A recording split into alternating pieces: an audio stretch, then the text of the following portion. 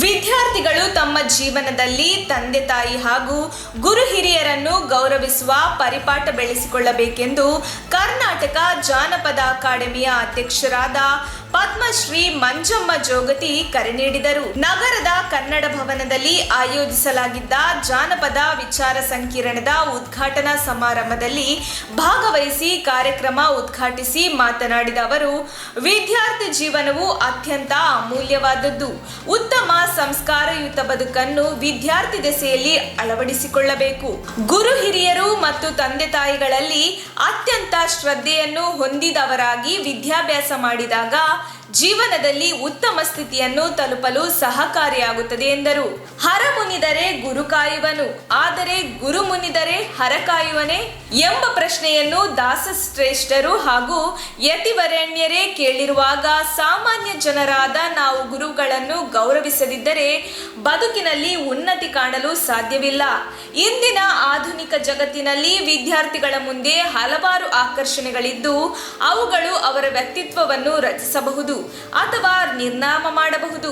ಇಂದಿನ ಆಧುನಿಕ ಜಗತ್ತಿನಲ್ಲಿ ವಿದ್ಯಾರ್ಥಿಗಳ ಮುಂದೆ ಹಲವಾರು ಆಕರ್ಷಣೆಗಳಿದ್ದು ಅವುಗಳು ಅವರ ವ್ಯಕ್ತಿತ್ವವನ್ನು ರಚಿಸಬಹುದು ಅಥವಾ ನಿರ್ನಾಮ ಮಾಡಬಹುದು. ಬಹಳ ಎಚ್ಚರಿಕೆಯಿಂದ ಆಯ್ಕೆಯನ್ನು ಮಾಡಿಕೊಳ್ಳಬೇಕಾಗುತ್ತದೆ ಎಂದರು. ಮೊಬೈಲ್ ಮುಂದೆ ಕಳೆಯುವಷ್ಟು ಸಮಯವನ್ನು ವಿದ್ಯಾರ್ಥಿಗಳು ಪುಸ್ತಕದೊಂದಿಗೆ ಕಳೆದರೆ ಅವರ ಜೀವನ ಸಂಪದ್ಭರಿತವಾಗುತ್ತದೆ.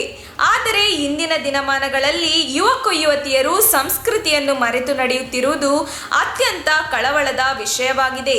ತಮ್ಮ ಜೀವನದಲ್ಲೂ ಸಹ ಗುರು ಅತ್ಯಂತ ಪ್ರಮುಖ ಪಾತ್ರ ವಹಿಸಿದ್ದು, ಗುರುಗಳ ವಿರುದ್ಧ ನಡೆದಾಗ ಏನೆಲ್ಲ ಕಷ್ಟ ಕಾರ್ಪಣ್ಯಗಳನ್ನು ಎದುರಿಸಬೇಕಾಗುತ್ತದೆ ಎಂಬುದು ತಮಗೆ ಖುದ್ದು ಅರಿವಾಗಿದೆ.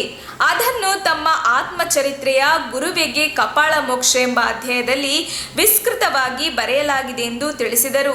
ಗುರುಗಳು ಹಾಗೂ ತಂದೆ ತಾಯಿಗಳ ಆಶೋತ್ತರ ಹಾಗೂ ಸೂಚನೆಗಳ ಮೇರೆಗೆ ಜೀವನ ನಡೆಸಿ ಬದುಕಿನಲ್ಲಿ ಸಾಧಕರಾಗಿ ಎಂದು ವಿದ್ಯಾರ್ಥಿಗಳಿಗೆ ಕರೆ ನೀಡಿದರು. ವಿಚಾರ ಸಂಕಿರಣದಲ್ಲಿ ನವೋದಯ ಶಿಕ್ಷಣ ಸಂಸ್ಥೆಯ ಹಾಗೂ ಸಮರ್ಥ್ ಫೌಂಡೇಶನ್ನ ವಿದ್ಯಾರ್ಥಿನಿಯರು ಭಾಗವಹಿಸಿದ್ದರು. ಕಾರ್ಯಕ್ರಮದ ಅಧ್ಯಕ್ಷತೆಯನ್ನು ಜಿಲ್ಲಾ ಕನ್ನಡ ಸಾಹಿತ್ಯ ಪರಿಷತ್ ಅಧ್ಯಕ್ಷರಾದ ಸಿದ್ದಲಿಂಗಪ್ಪ ವಹಿಸಿದ್ದರು. ಮುಖ್ಯ ಅತಿಥಿಗಳಾಗಿ ಕರ್ನಾಟಕ ಜಾನಪದ ಅಕಾಡೆಮಿಯ registrar Shrimati Namrata, doctor D N Yogishwarappa, doctor Kavyam Srinivasa Murthy, doctor Chikkanna Ennekatte, ಜಿಲ್ಲಾ ಕಸಪ ಸಾಂಸ್ಕೃತಿಕ ಉಪಸಮಿತಿಯ ಅಧ್ಯಕ್ಷರಾದ ಮಲ್ಲಿಕಾರ್ಜುನ ಕೆಂಕೆರೆ, ಜೋಗಿಲ ಸಿದ್ದರಾಜು, ಶಂಕರ್ ಭಾರತಿಪುರ ಮುಂತಾದವರು ಉಪಸ್ಥಿತರಿದ್ದರು.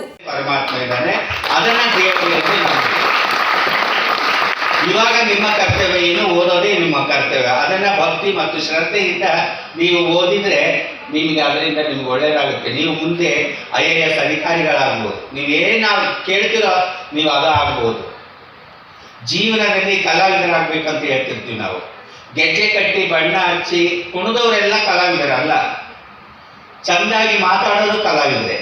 ಇವತ್ತೇನು ವಿಷಯ ಮಂಡನೆ ಮಾಡೋಕೆ ಇಬ್ಬರು ಮಹಾನ್ ಜಾನಪದ ವಿದ್ವಾಂಸರು ಬಂದಿದ್ರಲ್ಲ, ಅವರು ಮಹಾನ್ ಕಲಾವಿದರೆ. ಆದರೆ ಅವ್ರು ಬಣ್ಣ ಹಚ್ಕೊಳ್ಳೋದಿಲ್ಲ, ಆದರೂ ಅವ್ರು ಕಲಾವಿದರೆ. ಆ ಕಲೆಯಲ್ಲಿ ಪರಿಣಿತಿಯನ್ನು ಹೊಂದಿರ್ತಕ್ಕಂಥವ್ರು.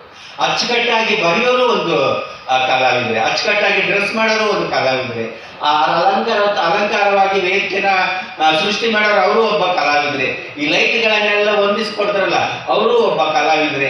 ಈ ಕ್ಯಾಮ್ರಾ ಹಿಡ್ಕೊಂಡು ಮೊಬೈಲ್ ಹಿಡ್ಕೊಂಡು ಫೋಟೋ ತೆಗಿತಾರಲ್ಲ ಅವರು ಅದರಲ್ಲಿ ನಿಪುಣರು, ಅವರು ಒಂದು ಕಲಾವಿದರೆ. ಹಂಗಂತ ಹಗಲು 24 ತಾಸು ನೀವು ಮೊಬೈಲ್ ಹಿಡ್ಕೋಬೇಡ್ರಿ. ನೀವು ಹಗಲು 24 ಮೊಬೈಲ್ ಹಿಡ್ಕೊಂಡೆ ಯಾವಾಗ ತಲೆ ಬಗ್ಸಿ ಮೊಬೈಲ್ ನೋಡ್ತೀರೋ ಆ ಮೊಬೈಲು ಕೊನೆ ತನಕ ನಿಮ್ಮನ್ನ ತಲೆ ಎತ್ತಕ್ಕೆ ಬಿಡೋದಿಲ್ಲ, ಕೊನೆ ತನಕ ತಲೆ ಎತ್ತಕ್ಕೆ ಬಿಡೋದಿಲ್ಲ. ಅದೇ ನೀವು ಆ ಮೊಬೈಲಿಗೆ ಕೊಡ್ತಕ್ಕಂಥ ಶ್ರದ್ಧೆ ಸಮಯವನ್ನ ಸಾಧಕರ ಪುಸ್ತಕಗಳಿಗೆ ಕೊಡ್ರಿ, ವಿದ್ವಾಂಸರ ಬರಹಕ್ಕೆ ಸಮಯವನ್ನು ಕೊಡ್ರಿ, ಗುರುಗಳು ಹೇಳಿದಂಥ ವಿಷಯಕ್ಕೆ ನೀವು ಗಮನವನ್ನು ಕೊಡ್ರಿ. ಅದು ನೀವು ಓದಿದಂಥ ವಿಷಯ ನೀವು ಮುಂದೆ ಲಕ್ಷ ಜನಗಳು ಇದ್ರೂ ಸಹ ಅಲ್ಲಿ ತಲೆ ಎತ್ತಿ ನೋಡ್ತೀರಿ, ಅಲ್ಲಿ ತಲೆ ಎತ್ತಿ ಓಡಾಡ್ತೀರಿ, ಇಲ್ಲಿ ತಲೆ ಬೊಗ್ಗಿಸ್ತೀರಿ. ಅದನ್ನ ಓದಿದವರು ಲಕ್ಷ ಜನದಲ್ಲಿ ಸಹ ತಲೆ ಎತ್ತಿ ಮಾತಾಡ್ತೀರಿ ಅಂತ ಹೇಳೋದಕ್ಕೆ ನಾನು ಇಷ್ಟಪಡ್ತಾ ಇದ್ದೀನಿ. ಇನ್ನೊಂದು ವಿಚಾರ ಏನಂದ್ರೆ, ಆ ಮೊಬೈಲಿಗೆ ಹೆಚ್ಚು ಶರಣಾಗತರಾಗಬೇಡ್ರಿ. ಮೊಬೈಲ್ ಅನ್ನ ಯಾವುದಕ್ಕೆ ಬಳಸಬೇಕೋ ಅದಕ್ಕೆ ಬಳಸ್ರಿ. ಮೊಬೈಲ್ ಬೇಕು, ಮೊಬೈಲ್ ಇಲ್ಲದೆ ಜೀವನನೇ ಇಲ್ಲ. ಇವಾಗ ಮೊಬೈಲ್ ಇಲ್ಲದೆ ಜೀವನನೇ ಇಲ್ಲ. ನಾವು ತಿಂಡಿ ತಿಂತೀವೋ ಇಲ್ಲ, ಊಟ ಮಾಡ್ತೀವೋ ಇಲ್ಲ, ಮೊದಲು ಮೊಬೈಲ್ ಇಟ್ಕೊಂಡು ಪ್ಯಾಂಟಿನ ಜೋಬ್ನಾಗ ಹೆಣ್ಮಕ್ಳು ವ್ಯಕ್ತಿ ಬ್ಯಾಗ್ನಾಗ ಮೊದಲು ಅದನ್ನ ಇಟ್ಕೊಳ್ತೀವಿ. ಯಾಕಂದ್ರೆ ಅದರಿಂದ ನಾವು ಮಾತಾಡೋದಿದೆ, ಅವ್ರಿಗೆ ಕರೆ ಮಾಡಬೇಕು, ಇವ್ರಿಗೆ ಕರೆ ಮಾಡಬೇಕು, ಸಾರ್ ಮೆಸೇಜ್ ಹಾಕಿರ್ತಾರೆ, ಯಾವುದೋ ಒಂದು ಹಾಕಿರ್ತಾರೆ, ಅದನ್ನ ಓದಬೇಕು ನೋಡ್ಬೇಕು ಅನ್ನೋದ್ರಿಂದ ಅದನ್ನು ಮರೆಯೋದಿಲ್ಲ. ಅದೇ ರೀತಿ ನಿಮ್ಮ ಕರ್ತವ್ಯವನ್ನು ನೀವು ಮರಿಬೇಡ್ರಿ. ಚೆನ್ನಾಗಿ ಓದಿ ವಿದ್ಯಾವಂತರಾಗಿ ಬುದ್ಧಿವಂತರಾಗಬೇಕು ಮತ್ತು ನೀವು ಗುರುಗಳಿಗೆ ಗೌರವವನ್ನು ಕೊಡಬೇಕಂತ ಕೇಳ್ತೀನಿ. ಜಗದಲ್ಲಿ ವಿದ್ವಾಂಸರು ಮತ್ತು ಜ್ಞಾನಿಗಳು ಮತ್ತು ವಿಜ್ಞಾನಿಗಳು ಮಾತು ಹೇಳಿದೆ, ಸರ್ವಜ್ಞ. ಹರ ಮುನಿದರೆ ಗುರು ಕಾಯಬಲ್ಲ, ಗುರು ಮುನಿದರೆ ಹರ ಕಾಯಬಲ್ಲನೆ. ಹರ ಮುನಿದರೆ ಗುರು ಕಾಯಬಲ್ಲ, ಗುರು ಮುನಿದರೆ ಹರ ಕಾಯಬಲ್ಲನೆ. ಗುರು ಮುನಿದರೆ ಪರಮಾತ್ಮ ಕಾಯ್ತಾನೆ, ಹರ ಮುನಿದರೆ ಗುರು ಕಾಯ್ತಾನೆ, ಗುರು ಮುನಿದರೆ ಹರನ ಕೈಗೂ ಸಹ ಕಾಯಕ್ಕಾಗಲ್ಲ. ಯಾಕಪ್ಪ ಈ ಮಾತು ಹೇಳ್ತೀನಿ ಅಂದರೆ, ನನ್ನ ಜೀವನದಲ್ಲಿ ಆದಂಥ ಘಟನೆ. ನನ್ನ ಗುರುಗಳಿಗೆ ನಾನು ಏನೋ ಒಂದು ವಿಚಾರವಾಗಿ ಗುದ್ದಾಡಿ ನಾನು ಅವರಿಗೆ ಹೊಡೆದು ಬಿಟ್ಟಿದ್ದೆ. ವಿದ್ಯೆ ಕಲಿಸಿದಂಥ ಗುರುಗಳಿಗೆ ಇವತ್ತು ನಾನು ಅವ್ರ ಫೋಟೋ ಇಟ್ಟು ಪೂಜೆ ಮಾಡ್ತೀನಿ, ವರ್ಷಕ್ಕೊಂದ್ಸಲ ಅವರಿಗೆ ಬಟ್ಟೆ ಏರಿಸ್ಕೊಳ್ತೀನಿ, ಕಾಳವಜ್ಜ ಹೋಗ್ತಿವ್ರಿಗೆ ಓಣಿ ತುಂಬ ಊಟಕ್ಕೆ ಹಾಕ್ತೀನಿ, ಅವರ ತಾಯಿ ಅಂತ ನಂಬಿದ್ದೀನಿ, ಗುರು ಅಂತ ನಂಬಿದ್ದೀನಿ. ಅಂತಹ ಗುರುವಿಗೆ ನಾನು ಹೊಡೆದಿದ್ದೆ.